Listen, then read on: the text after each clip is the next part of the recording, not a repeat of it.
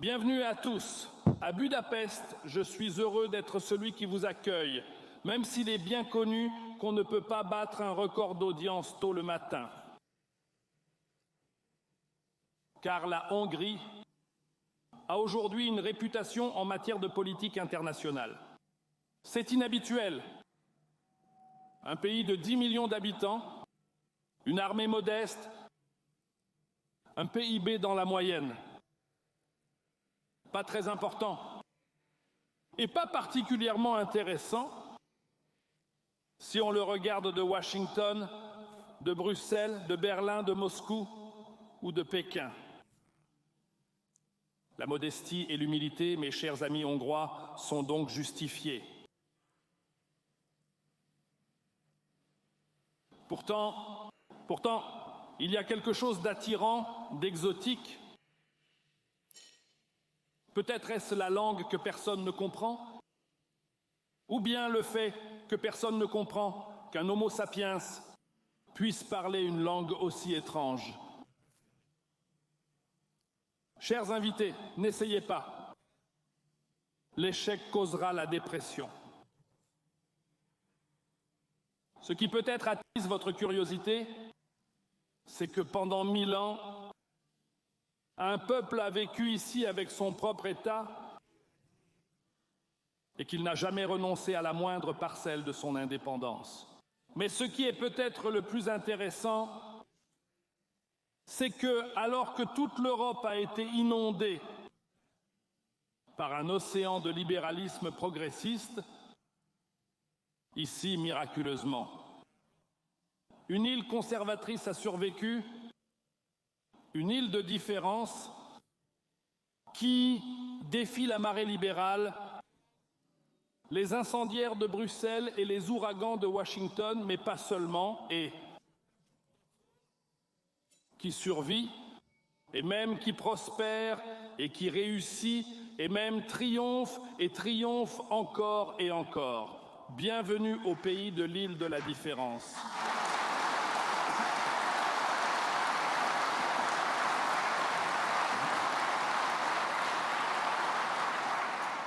Messieurs, nous sommes à une conférence conservatrice en Europe qu'ils ne peuvent pas interdire. Une conférence conservatrice dont les organisateurs ne sont pas menacés, où on ne rendra pas la vie de votre famille impossible, où on ne vous confisquera pas votre voiture. Une conférence conservatrice qui n'est pas chassée d'un endroit à l'autre. Une conférence conservatrice pour laquelle la police n'est pas appelée. Tout cela nous est arrivé la semaine dernière à Bruxelles. Mon ami Yoram Hazony et les siens y ont organisé la conférence sur le conservatisme national. Ce ne fut pas facile, mais ce fut une réussite. Bravo. Les choses sont différentes ici. Malgré toutes les rumeurs qui circulent sur mon gouvernement, chacun peut organiser la conférence qu'il souhaite. Chacun peut louer l'espace qu'il veut. Dites ce que vous voulez. Et donc, contrairement à mon collègue belge, le Premier ministre belge, même si je le voulais, je n'aurais pas le pouvoir de dire à un tribunal hongrois ce qui est juste, ce qui serait la bonne décision. Même si je le pouvais, je déciderais de ne pas le faire. C'est comme ça ici. Les Hongrois n'aiment pas que d'autres personnes se mêlent de leurs affaires. Comme disent nos amis américains, « Don't tread on me ». À Bruxelles,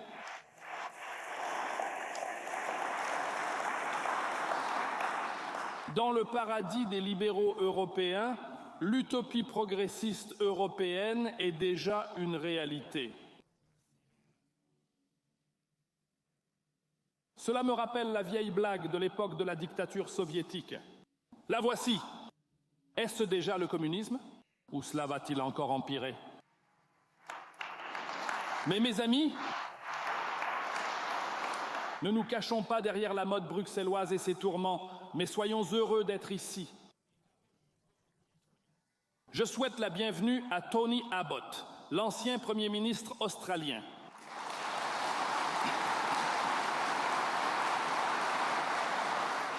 Lorsque l'ouragan migratoire a commencé, il était le Premier ministre occidental que nous admirions depuis Budapest. Nous vous saluons, il est notre héros. Il a dit qu'il fallait arrêter l'immigration et c'est lui qui l'a fait. C'est lui qui a dit « Si vous atteignez les frontières illégalement, vous ne pouvez pas entrer ». Et il a montré que c'était possible. Depuis, l'exemple est devenu une amitié. Merci d'être parmi nous, Monsieur le Premier ministre.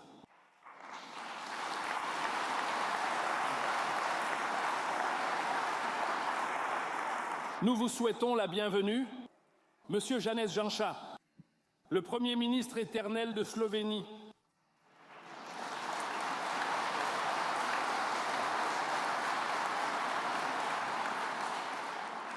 Son grand exploit, c'est qu'il soit au gouvernement ou dans l'opposition, quand vous lui parlez, vous avez l'impression que vous parlez au Premier ministre.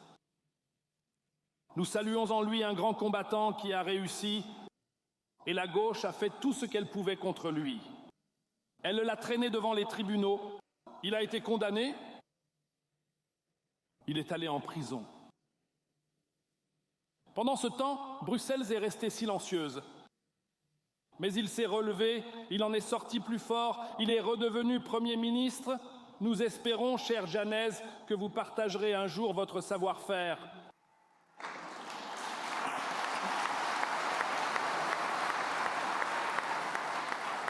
Et bienvenue à Monsieur Irakli Kobakidze, Premier ministre de Géorgie. Ce Premier ministre que nous avons chez nous est considéré comme un véritable joueur d'échecs politiques. Rien d'étonnant à cela. L'histoire millénaire de la Géorgie est en soi une énorme partie d'échecs géopolitiques. Comment préserver une langue, une culture et une identité nationale unique face à des puissances menaçantes et conquérantes? C'est une partie d'échecs que le peuple géorgien joue avec succès depuis des centaines d'années. Bienvenue, Monsieur le Premier ministre. Nous vous remercions de votre présence et nous vous adressons tous nos vœux de réussite. Et le voici, c'est mon ami Mateusz Morawiecki, ancien Premier ministre de Pologne, ici présent. Lui et moi sommes de vieux compagnons d'armes. Nous avons lutté ensemble pour la souveraineté à Bruxelles, l'arrêt de l'immigration, la protection des familles et de nos enfants. Nous nous sommes battus tous ensemble, Polonais et Hongrois, pour ce qui importait pour nous et que la gauche progressiste voulait abolir ou nous imposer.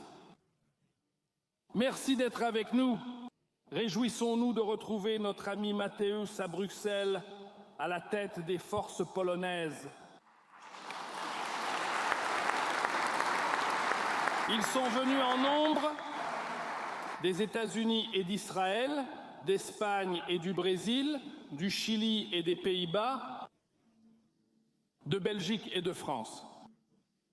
Je souhaite tout particulièrement la bienvenue aux représentants des expatriés hongrois, dont la présence est une bonne occasion de se rencontrer.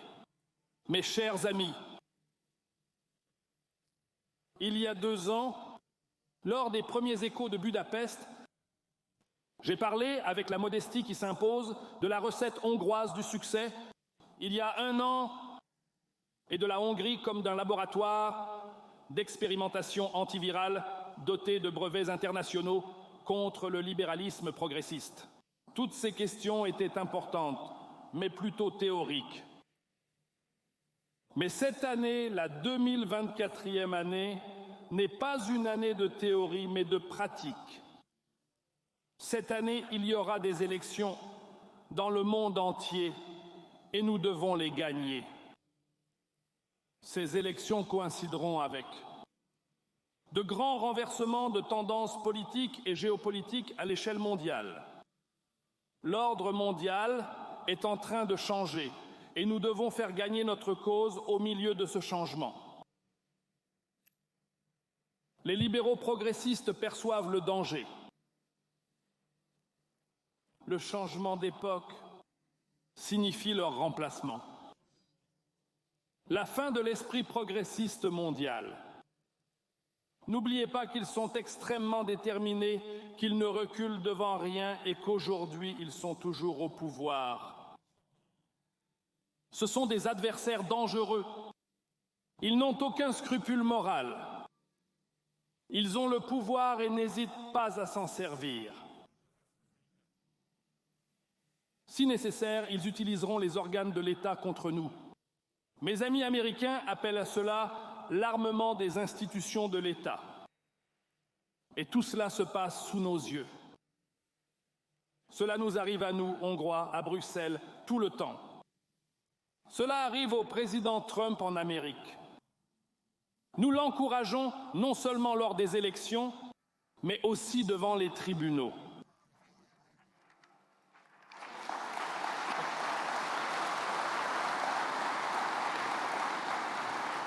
Nos adversaires sont assis dans les sièges du pouvoir à la tête des institutions et servent leurs propres intérêts au lieu du bien commun en se demandant comment ils peuvent se débarrasser de vous.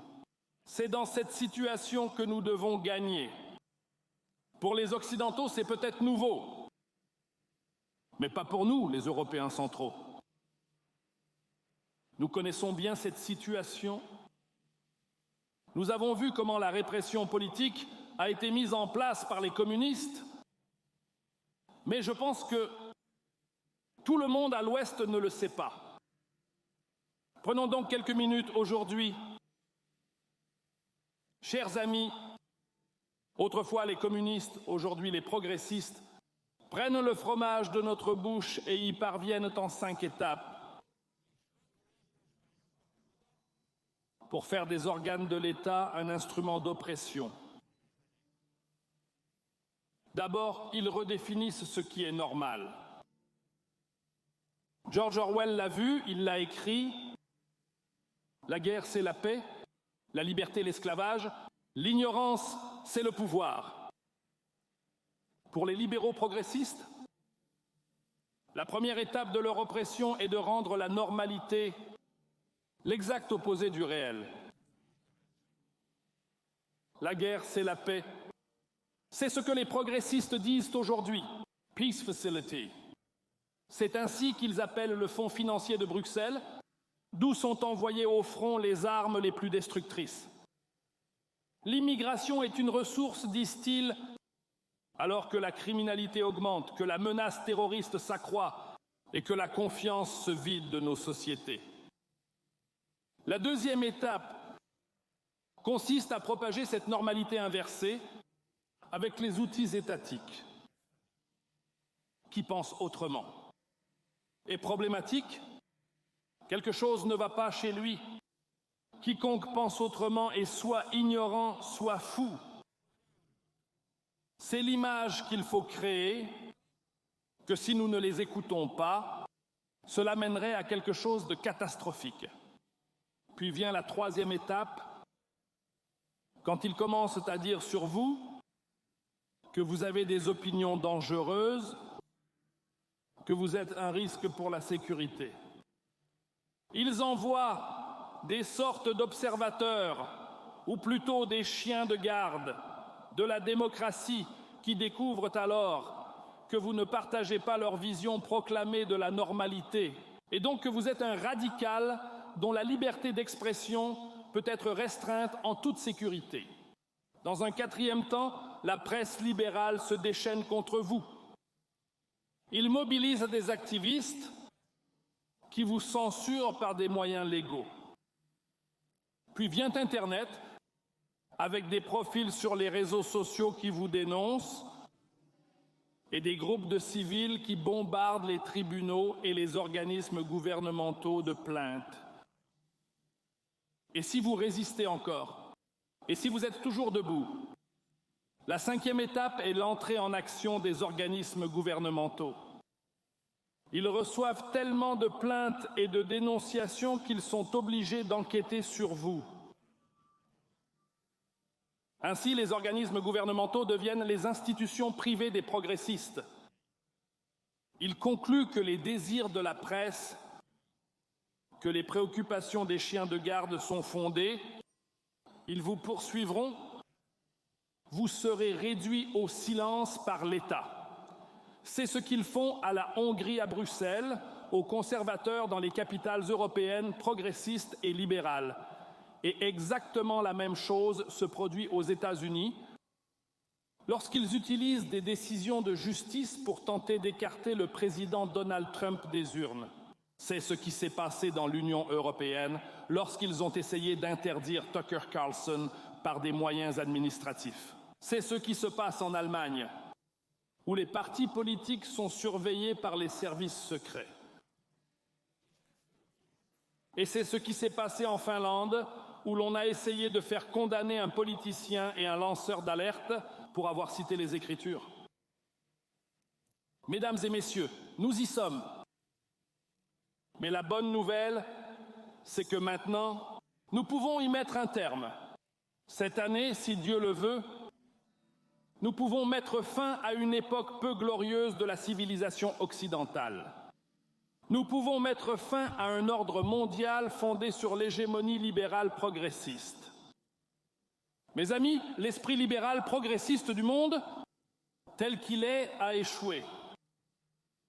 Leur guerre, le chaos et l'agitation, l'effondrement des économies et les bouleversements dans le monde, la confusion dans la politique internationale, l'appauvrissement des familles, la détérioration de la sécurité publique dans les rues. C'était une époque et un esprit étranges. Ces partisans proclamaient que leur travail n'était pas de représenter le peuple, mais de mettre en œuvre leurs propres idéaux. Et si les faits ne confirment pas leurs idéaux, alors tant pis pour les faits. Ils ont divisé le monde entre démocratie et autocratie et ont revendiqué que leur rôle était de mener une croisade contre les autocraties. Dans ce but, ils ont fait la guerre. Ils ont exporté la démocratie et les gens en ont eu assez d'eux, partout où ils étaient. Disons-le franchement, cet ordre mondial a produit des dirigeants qui ne sont pas aptes à être des dirigeants, qui sont inaptes au travail, qui accumulent erreur sur erreur et qui, en fin de compte, se précipitent vers leur propre perte. Ils disent que nous avons besoin d'une hégémonie, d'un contrôle idéologique sur lesquels tout le monde, sans exception, doit être aligné. Et si cela arrive, disent-ils, alors la paix viendra chez nous et alors il y aura la paix dans le monde. Mon ami, quand je les écoute, je me dis que ces leaders de gauche en savent plus sur la paix dans le monde que les participantes d'un concours de beauté.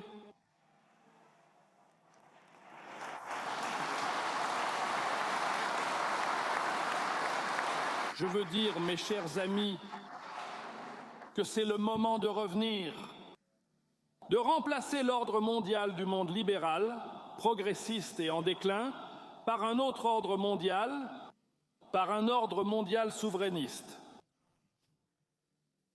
Mais qu'est-ce que ce serait? Comment l'imaginer?